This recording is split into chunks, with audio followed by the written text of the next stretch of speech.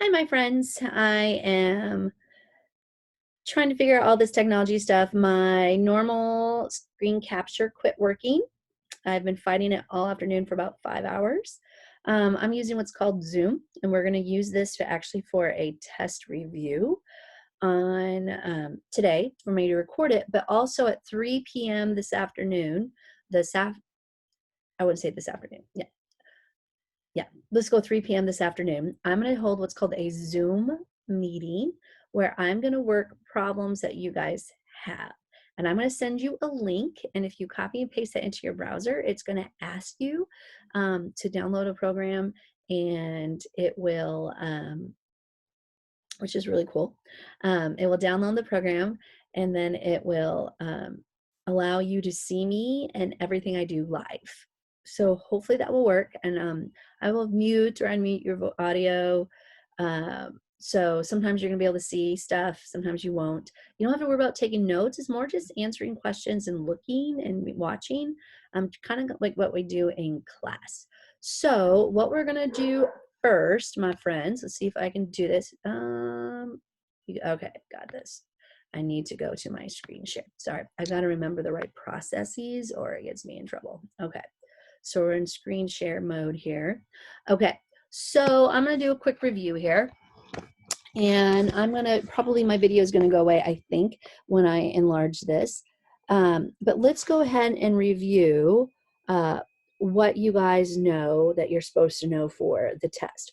Well, first thing you know, you have to have all your formulas memorized. And let's just start and let's review them all. I will not be there to grade them for you, so you do have to know them. The first is going to be a parallelogram, and we know that's, excuse me, area equals base times height. And then we have, for any triangle, you learn area equals base times height over 2. And then for any equilateral triangle, you learned the formula side squared root 3 all over 4. Memorize this one, especially when you are, those of you who want to take calculus in the next few years. And then we also had a new formula that only one of the classes learns, but there is an actual area formed for an isosceles right triangle. You do not have to know this for this test. Next year, my students will have to know it, but not you guys. The formula is, which is pretty amazing to me how this works, but the area for an isosceles right triangle is as simple as this: the hypotenuse squared all over 4. And if you memorize this and you happen to use it on the test, great, I'll give you credit for it. But this is more for your future. But you don't really need it now, it's more for calculus. All right, so then you've talked about the area of trapezoids. And this worked for any trapezoid. Make sure you know how to work with isosceles trapezoids. So we got the sum of our bases times the height all over 2. And the cool part is almost all of you know that. Or you go 1/2 sum of the bases times the height. Remember, either one works. I'm good with this one as well. We do a lot of work backwards problems with these, if you remember. Right triangles were used a lot. Also, we learned for the area of any quadrilateral, I can't talk, with perpendicular diagonals. And your book did it for kites and rhombuses, and I just use those for my formulas. But really, it's pretty simple. It's the area equals diagonal 1 times diagonal 2 over 2. Make sure you have the right letters with this and that you don't add, that you only multiply them together. And you need the length of the whole diagonal when you're working with it. And then you also had the area of any regular polygon. And this is the formula: area equals apothem times perimeter over 2. Or you could say 1/2 apothem times perimeter. The key thing with this one is being able to have a central angle triangle. So you have your radius, your side length, the fact your apothem bisects your side, right? And we also know we had the central angle from here to here, and you only had to go 360 divided by the number of sides to find its measure. But remember, the apothem always bisects it, and so it works that way. So you need to make sure you know that. And then we had our last ones that we worked with was the circumference of a circle. And so that was a circle, use a symbol for circle. Circumference is either pi times diameter, or you could say circumference is 2 pi times the radius. Realize those mean the same thing. Memorize. And all of these, you should know. You always write your formula first. Your work is directly below it, and you label your answers. Okay. Area of a circle, what is that going to be? That's just pi times radius squared. And yes, you leave your answers in terms of pi unless they tell you otherwise. Make sure you have those. The key things to remember is squaring things. How do I square stuff? Remember, you might have a radius like this, 12 over 5. And if you have to square it, plug it in parentheses and realize the top gets squared, so does the bottom. Or let's say my radius was 2 root 3. Don't forget, 2 root 3 squared is really 12 because you square the 2 and you square the square root of 3. Don't forget, if stuck, use right triangles. You're going to use the Pythagorean theorem or your special right triangles. Or maybe, just maybe, if we're doing stuff, your trigonometry, right? So if you're stuck, make sure you're using that. But also remember, things I must see. Number one, you have to write down the formula.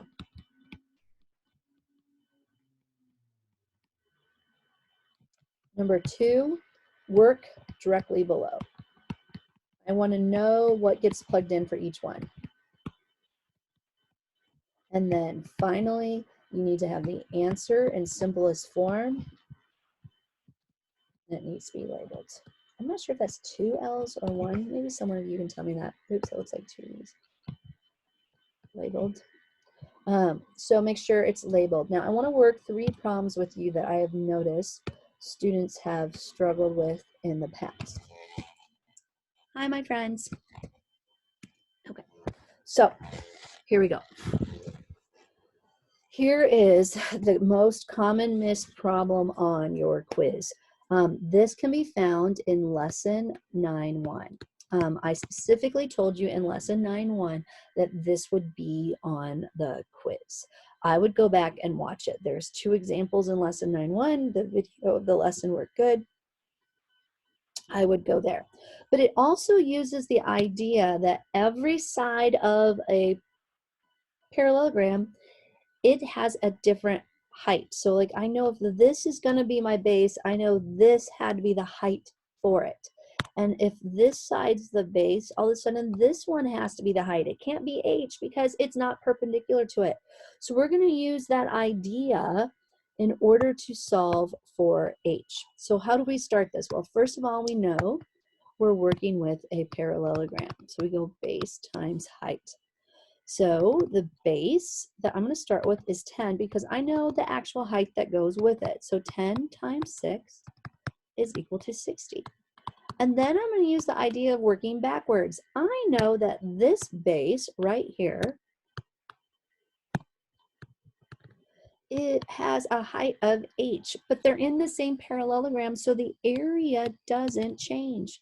So my base is 7, my height is h, and by the way, this side goes all the way here. A lot of you took that piece off and tried to make a right triangle that didn't exist, so you can't do that either. So this would be 60 over 7 units, and that's my height. All right. Another thing students really struggled with is the area of a regular triangle. Now that's an equilateral triangle. It's not hard for you if you know this side. Well, what if I give you, as this says, I'm giving you the radius, and this is 8 root 2. All of a sudden I can't solve for it because I don't know the height, I don't know the side length. Well, if I give you a radius, the best approach to take is to always draw in your central angle triangle, draw in your apothem, and remember the apothem bisects the base. And we're going to have to solve for that side length. Now you can choose almost any formula you want to go on this, but I know it's been really struggling. So here we go, my friends. We can get this worked out. So next thing you'd have to do is find your central angle, which we know is 360 divided by 3 is 120 degrees, which means this angle's 60 and this one's 60 because they add together to be that central angle of 120. So now I just created a 30, 60, 90 triangle where I know the hypotenuse. In the hypotenuse, I have to go to the legs, so I divide by root 2. So my apothem ends up being 4 root 2. To get to the long leg, I multiply by root 3, which gives me 4 root 6. And that makes that 4 root 6. So the side length is going to be 8 root 6. Now, knowing what I've already done, and I know that I have an apothem and everything, I'm just going to go ahead and use area equals apothem times perimeter over 2. So that means I have to know perimeter. Well, I look at my 8 root 6 and go 3 times 8 root 6 is 24 root 6. So I go apothem, which is 4 root 2, times my perimeter, which is 24 root 6, all over 2. Now, the first thing is I can multiply these together. So 4 times 24, that gives me 96 root 12 all over 2. But I have to always be in simplest form. Well, I can simplify my radical 12 into, I can take out 4 out of it. So it's a 4 is a perfect number. So I go 96 times 2 times root 3 all over 2, because the square root of 12 becomes 2 root 3. Notice the 2's go away, and I get 96 root 3 square centimeters. Now, some people are like, what if I don't want to do that? What if I want to use like side squared root 3 over 4? Well, that's fine, because your side squared is 8 root 6, right, squared. Then we got root 3 over 4. Well, that becomes 64, because 8 squared is 64. Root 6 squared is 6. And then I got root 3 all over 4. Well, 4 can go into 64. What is that? 16 times? And guess what's 16 times 6? Yep, 96 root 3 square centimeters. Or what if I wanted to do area equals base? I'm going to go, yeah, you could do this one. Base times height over 2. Well, that means this has to be my height. That would be my radius plus my apothem, which is 12 root 2. And then this would be my base, right? So we got 24, oops, I wrote the wrong thing down. 8 root 6 times the height of 12 root 2 all over 2. Well, that gives me 96 root 12 all over 2. Looking familiar? And that ends up being 96 root 3 square centimeters. Now, this one I think made more sense with what our diagram was, but just remember the other ones work as well. All right, last thing I'm going to cover with you, the area of an isosceles trapezoid with a pair of 45-degree base angles and with bases of 15 centimeters and 23 centimeters. Well, first of all, you have to remember that an isosceles trapezoid is a trapezoid with congruent legs. And if we're going to do 45-degree base angles, they have to go right here. And then we do our base 1 is 15, our base 2 is 23.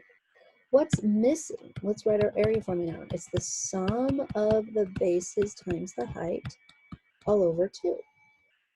Well, the cool thing is the bases would be 15 plus 23, but I don't know the height. So I'm thinking, how do I do this? Well, I use the fact that I can draw in an altitude at each end and make congruent triangles, which mean these two sides are going to be the same. Well, this distance from here to here is 15, which meant the leftover distance has to add up to 8. Well, that means this one's 4, this one's 4, and that value is going to be 4. My friends, now you know your height. This is going to be 38 times 4 all over 2. My friends, doesn't 2 go into 4? Yep. And then we end up getting 76 square centimeters. Okay, guys. So here's the thing you need to remember, right? You need to remember that we're going to do a Zoom meeting at 3 p.m. And I'm going to send a link to invite you. Now, if you find it at 5, you're not going to be allowed into the meeting because I'm stopping at 4 no matter what, because I'm in a little fried. I've been literally staring at the computer screen for 3 days straight, trying to make sure this technology thing doesn't totally collapse on us. So be patient with me as I'm trying to figure it out. But also remember, it's going to be a URL link that will invite you in, and I will probably keep you muted and unmute you so you guys can say hi to each other and everything, and then we will actually I'll answer questions that you have about the test.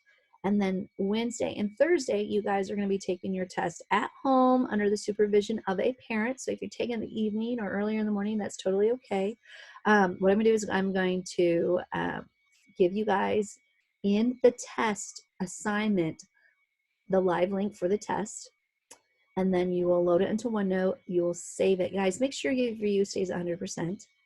Okay, you'll save it, and then you will email back to me your actual test. And that way we can email back and forth, and if it doesn't work, that type of thing. So be careful. Always be looking at your WA Scholar accounts. Your quizzes are in there, so they will be also helpful to study. Hopefully they'll be great. I look forward to our Zoom meeting tomorrow afternoon at 3 p.m. So thanks, guys, for doing this, and we will talk to you all later.